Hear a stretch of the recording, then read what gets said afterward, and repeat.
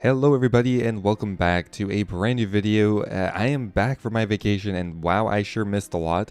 Of course, the 1 week it decided to take off completely. We had one of the largest updates of the year, as well as a really important vote on warding. Warding did end up failing, but the Song of the Elves has been released, and today we're going to be exploring some of the new content that it has to offer. I wanted to make somewhat of a combination video today, as there are a lot of smaller pieces of content that probably don't need an entire video just for themselves. So the city has quite a bit to offer. It has the new Crystal Acorn, has a new Slayer dungeon, it has a new crystal chest, new crystal implings, a new mining spot, a new currency, and well, we're just going to go ahead and start exploring the city, and we'll find some interesting ways to make money or training areas, or maybe there will be a level 2 bunny that drops 10 mil. Who knows? We'll see what we find out there. Anyway guys, hope you enjoy and let's get started. Now the first thing I wanted to mention here is, first up here, just congratulations or thank you to the mod team for really an amazing quest. I barely ever read the dialogue, but I was actually somewhat interested in, well, just the outcome of RuneScape's first completed quest line. The entire Song of the Elves quest took me around 4 hours to do, and that was with a guide. Although I will say I did it before the Slayer Music 1 guide was out. The quest was challenging, but it was not annoying like Morning Ends Part 2. They went ahead and fixed a lot of the annoying parts of Morning Ends Part 2, but still kept the difficulty. For example, the light puzzle didn't have a bunch of random monsters attacking you forever, and just visually the lights were a lot easier to place, rotate, and whatnot, and the whole library honestly looks stunning for, well, 2007 graphics. The final boss fight I think was probably easier than the other two Grandmaster quests. I did kill it the very first time. It does have an ability that pretty much one-shots you unless you're at full HP, but for completing the quest, we got 4 quest points, a ton of experience. We got 20k in agility, construction, farming, herblore, hunter, mining, smithing, and woodcutting, and yet we still did not manage to get any level, whatever. And of course, access to Prifddinas. So after you've completed the Song of the Elves quest, Luned, the woman who enchants your teleport crystals, is now located in Prifddinis. Same price, I believe. However, if you go back to her previous location, which was a little bit west of Letia, there will be an Elven Scout who will also recharge your crystals there for you. As one of the new benefits of completing Song of the Elves is the teleport crystal can teleport you directly to Prifddinas, which is extremely convenient. Okay, so one of the first things I wanted to do here is to attempt to get a Crystal Acorn. Now, from what I've read, you just need to turn in some form of other crystal seeds. Now, I already had these crystal weapon seeds in my bank, as I believe any crystal weapon you had before the update got converted into crystal weapon seeds. Now, the crystal patch is located in the northeastern part of the city right here. Okay, so in the top right corner, there is Pennant. And if we go ahead and trade him, can I trade you some crystal acorns? What kind of crystal seeds do you have to offer? Offer crystal weapon seed. How many would you like to exchange? We'll just try 1 for now. You're able to trade 1 crystal weapon seed for 1 crystal acorn. Okay, that's actually a really good trade because these are relatively cheap. Crystal weapon seeds are worth 21k on the Grand Exchange, and I believe will be your best option. So now we have 6 crystal acorns, not bad. So one thing I should probably mention now is the entire elven city of Prifddinas kind of runs on a new currency called Crystal Shards. Now that's not to be confused with Crystal Shards, another version that is only accessible via the Gauntlet. There are untradeable crystal shards that you get for doing various activities around Prifddinas. One of them is growing a crystal acorn into a crystal tree, and you'll be getting 8 to 10 of these crystal shards.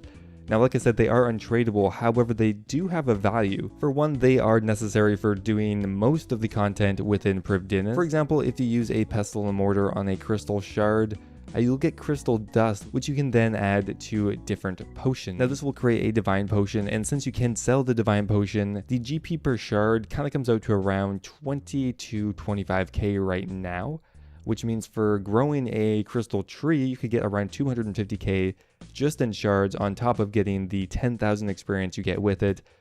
Which is pretty good for a tree that only takes 8 hours to grow. That is comparable to a regular tree, which generally costs loads more. For example, a U sapling gives 7,000 experience, it takes 6.5 hours to grow, and costs around 100k, where the Crystal Acorn costs as low as, well, 20k. Now, one thing I actually did forget to do is to convert the Crystal Acorns into Crystal Saplings, which I believe you do in the same manner that you do, well, any other sapling. Yep, so we just add them to filled plant pots.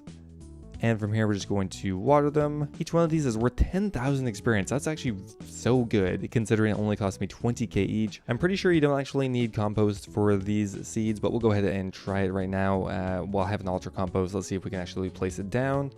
Oh, okay, never mind. Maybe you do need the compost. Well, let's go ahead and plant our very first crystal sapling. Boom. Perfect. And I should have mentioned you need 74 farming to plant these, which actually makes it fairly low level in my opinion. So there's another decent method to obtaining crystal shards, and that is killing monsters in the new Iorwerth's dungeon.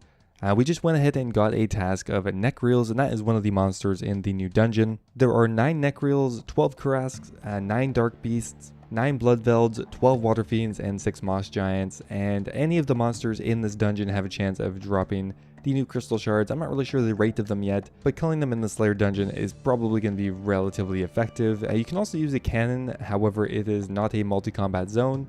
So I believe the Iorwerth's dungeon is in the southwestern corner, right here exactly. Now, we have a Necreal task, however it is a single combat zone, so we're not going to be bursting the Necreal task. But let's go ahead and melee it and we'll see well, how many shards we can get per hour. I really have no idea.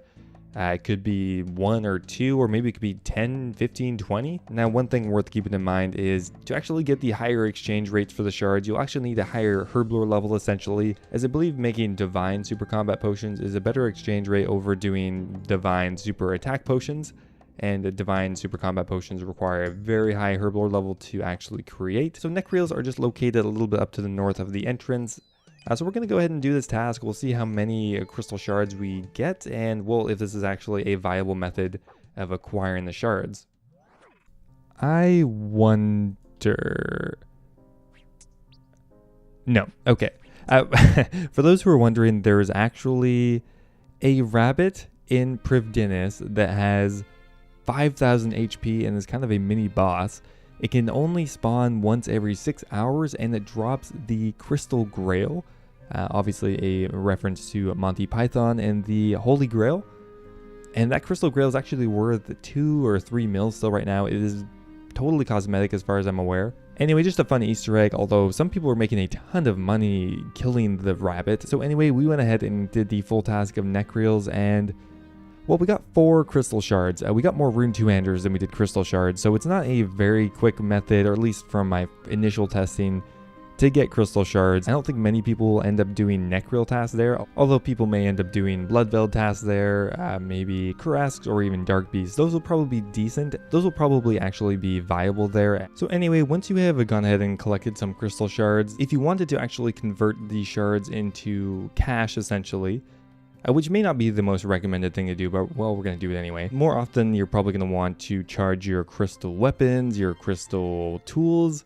If you have the Blade of Saldor, you may want to use it to charge those. It is necessary, and since there isn't really a way to buy these, you'll actually have to come back to Prifddinas to charge them up, which I kind of like. It gives purpose to the whole city. People have to keep coming back here if they want to continue using even some of the tradable items. You can buy the crystal tool seeds right off the Grand Exchange, which means you don't have to do the Gauntlet or Zalcano, but to actually charge them and to create the weapons, you will need to, well, go ahead and complete some of the content and get these crystal shards. Now, one purpose for them is you can go ahead and grind them into crystal dust. So if we do 4, we should get 40 crystal dust. From here, you can add it to potions. It's 1 per dose. So if we go ahead and use it on the super strength potion, let's do 1 for now. Now, you don't get any herblore experience. It's just a token amount. And whoa, that is a weird looking sprite. I don't know if I like that too much. But anyway, it uses 4 per dose. So while this price isn't right, they're worth around 7k right now, which means each shard is giving me around, I don't know, 15k or something around there. As you get 10 per shard, and you can make 2.5 potions per dose, and which means, yeah, you're getting around 15k. And for those who don't know, divine potions are only slightly different than regular potions. As soon as you drink one, you will gain the same amount of strength you normally would. However, you will take 10 points of damage.